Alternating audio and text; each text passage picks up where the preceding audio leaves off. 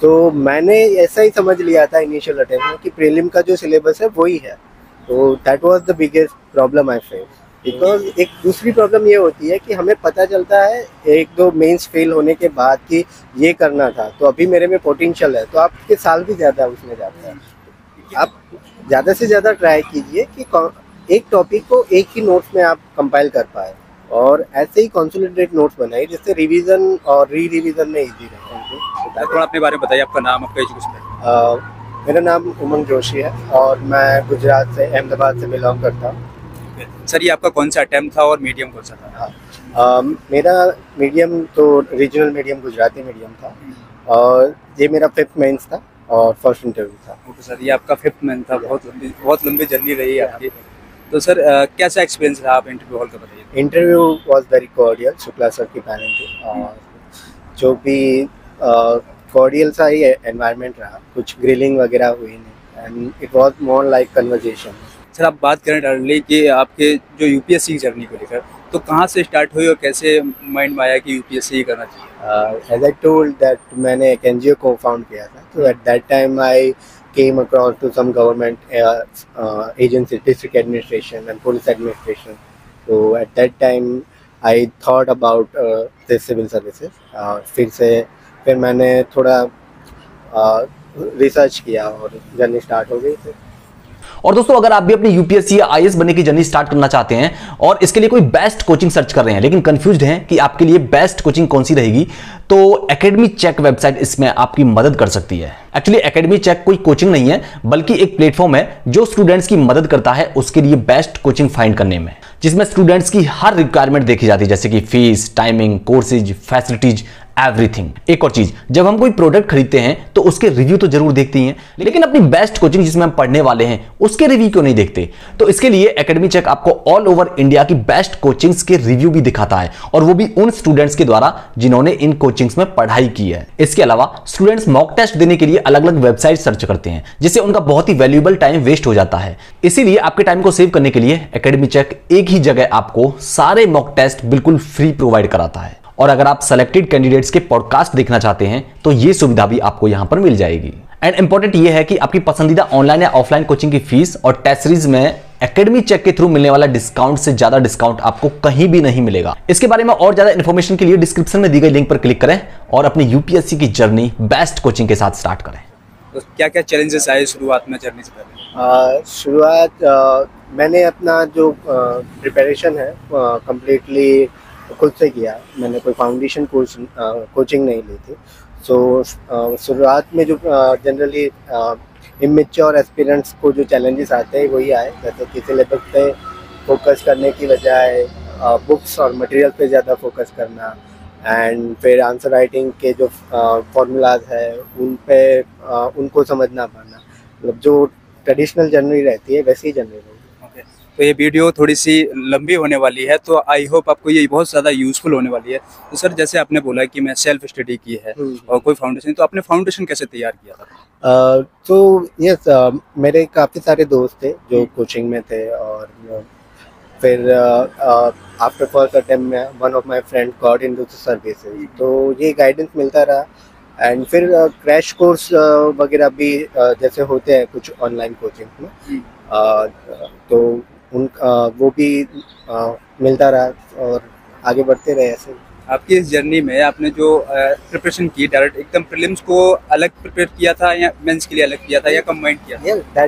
That was the actually mistake I made in my initial attempt कि hyper focus में prelims पर था, but actually mains में काफ़ी सारे सब्जेक्ट्स ऐसे हैं, जैसे कि इंटरनल सिक्योरिटी, डिजास्टर, जो बहुत ही स्कोरिंग सब्जेक्ट है, इंडियन सोसाइटी, तो और ये सारे सब्जेक्ट मतलब आई विल से 60% ऑफ जो सिलेबस है मेंस का वो डिफरेंट है प्रीलिम का।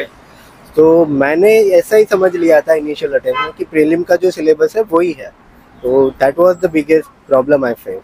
तो ये प्रॉब्लम ये जो फेस करते हैं बहुत सारे एस्पिरेंट, ये सेम फेस करते हैं। यस, मतलब this is the I told you ना इनिशियली कि जो एस्पिरेंट जो स्टार्टिंग करते हैं जर्नी, उनमें कॉन्फिडेंस, एंथुसियाज्म बहुत ज़्यादा होता है, मैच्योरिटी कम होती है, जैसा मेरा भी एक टाइम में था। तो ये वही वाली प्रॉब्लम है, जो फर्स्ट अटेम्प्ट में जो क्लियर कर जाते हैं उनका वही है कि कॉन्फिडेंस के साथ मैच्योरिटी भी है कि एग्जाम को देखते हैं, समझते हैं और उसके बाद अपनी स्ट्रेटेजी बनाते हैं। तो फिर कैसे अपनी स्ट्रेटजी को तुमने बनाया और कैसे उसको फॉलो किया? यस, मैं दो चीज़ें आपसे कहना चाहूँगा कि जो प्रीलिम और मेंस और उसको सेपरेटली, प्रीलिम पे हाइपर फोकस नहीं हो जाना है, पूरा मेंस का जो अदर सब्जेक्ट है, क्योंकि जो कंबाइंड सब्जेक्ट है वो तो होने ही वाले हैं साथ साथ में, तो जो सेपरेट सब्जेक्ट्स हैं उनको पहले ख़त्म करना है, मतलब पैरेलली ही करना है, और ऑप्शनल सब्जेक्ट को 1-2 बार करके रिवाइज करके तुम्हारा जब प्रीलिम्स है उसके पहले दिसंबर तक ये सारा 1-2 बार ख़त्म हो जाना चाहिए।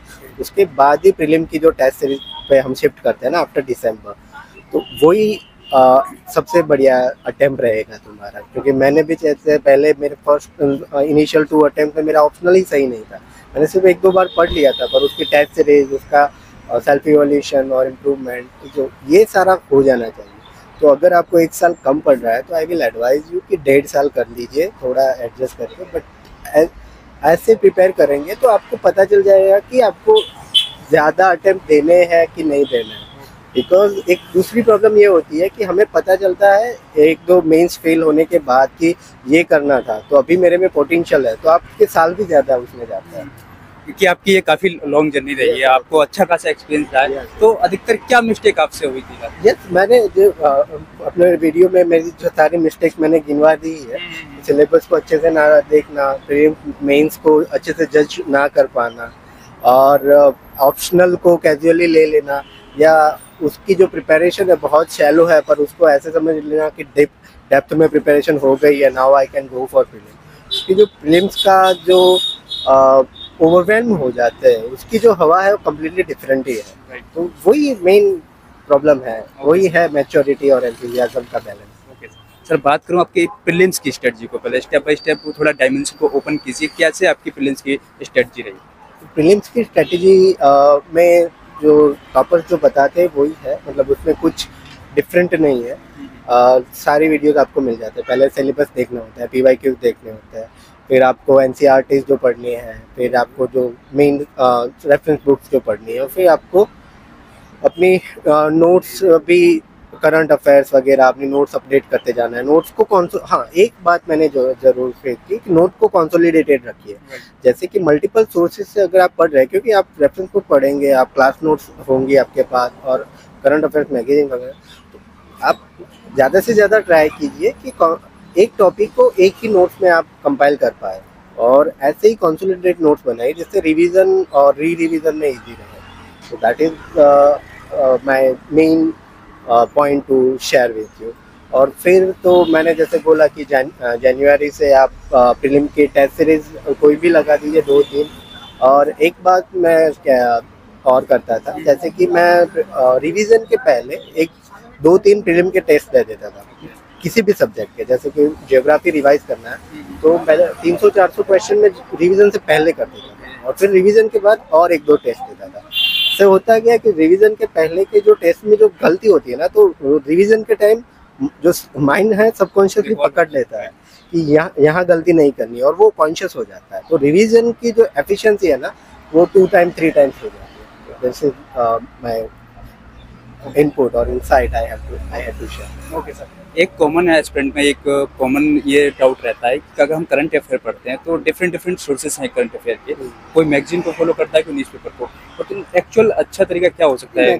मैगजीन और न्यूज़पेपर तो है ही नहीं वैसे तो, क्योंकि न्यूज़पेपर तो पढ़ना ही है for your essay, ethics, for everything, your overall personality development, to get overall maturity of an aspirant and a civil servant। Newspaper daily पढ़ना है। और उसके अलावा करंट अफेयर्स की मैगजीन क्या है कि आप रोज न्यूज़पेपर की नोट्स नहीं बनाने, करंट अफेयर्स की मैगजीन है आपकी नोट्स, तो न्यूज़पेपर डेली पढ़ना है, उसकी नोट्स बनाने की जरूरत नहीं, और एक ही कोई मैगजीन पढ़ लीजिए, पकड़ लीजिए, और उसको ही बार बार रिवाइज करते जाइए। सो कोई भी मैगजीन हो, कोई फर्क नहीं पड़ता है, थोड़ा 19-20 का डिफरेंस सब में रहता है, और एक ही मैगजीन को बार बार रिवाइज करना है। दैट इज, हमें पूरे 200 मार्क्स नहीं लाने, हमें कट ऑफ तक जाना है, तो ये फोकस करना चाहिए सर। तो साथ ही हम ये बात कर लें आपके मेंस की स्ट्रेटजी को लेकर, तो मेंस के क्या क्या रिसोर्सेज आपने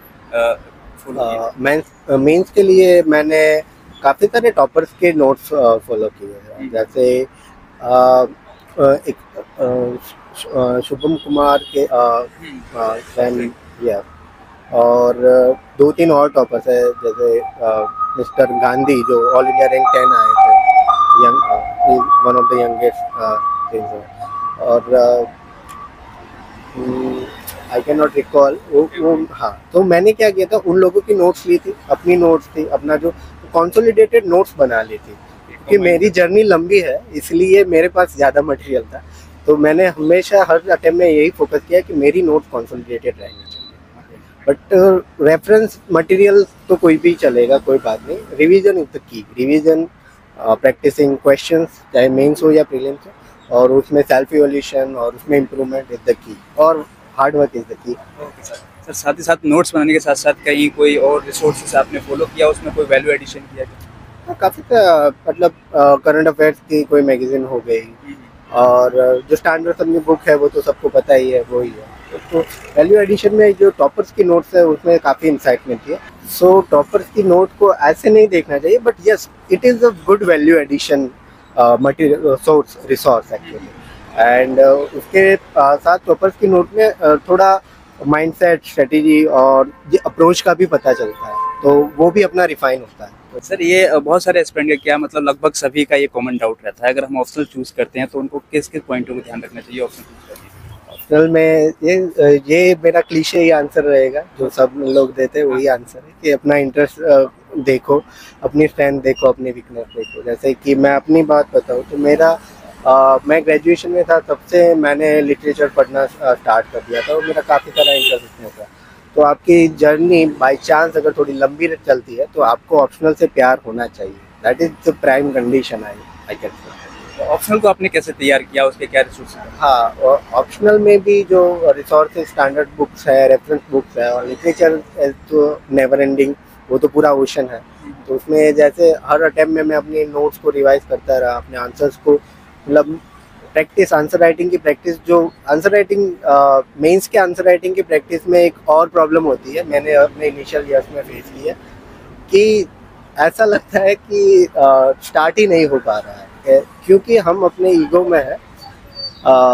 let me share it with you very frankly, क्योंकि हमें सटल ईगो है कि हमें जो भी आंसर लिखना है वो बेस्ट आंसर होना चाहिए। बट वो छोड़ दीजिए, आप पहले अपने 15, 20, 25 आंसर में स्टोरी लिखिए, क्वेश्चन से रिलेवेंट लिखिए ना लिखिए, आपके हैंड माइंड कोऑर्डिनेशन को बनाए, वो डर दूर कीजिए, और घटिया से घटिया आंसर लिखिए। तो मैं थोड़ा वर्ड्स के साथ लिबरल हो रहा हूँ, बट बहुत मतलब जितना बेकार हो सके आंसर लिखने का ट्राई कीजिए। इनिशियल 50-60 आंसर आप ऐसे ही माइंड में लेके लिखिए कि घटिया ही लिखना है, तो ही वो एक्सरसाइज स्टार्ट हो पाएगा। ओके सर, अभी जो 2024 का यूपीएससी का प्रीलिम्स आ रहा है, उन एस्पिरेंट्स के लिए आपकी क्या एडवाइस रहने वाली है? 2024 का प्रीलिम तो 2 महीने में है, तो अब तो एस्पिरेंट्स को कोई मेरी एडवाइस यही है कि जितना किया है वो रिवाइज करिए, हो सके तो थोड़े टेस्ट वगैरह दे दीजिए, और अगर प्रेशर आ रहा है तो जितना बने इतना चिल्ड आउट रहने का ट्राई कीजिए, और रिवीजन इज द की। और अब कोई टेंशन लेने की ज़रूरत नहीं कि होगा कि नहीं होगा, अब 2 महीने में प्रीलिम में दे ही दीजिए। Okay sir, thank you so much.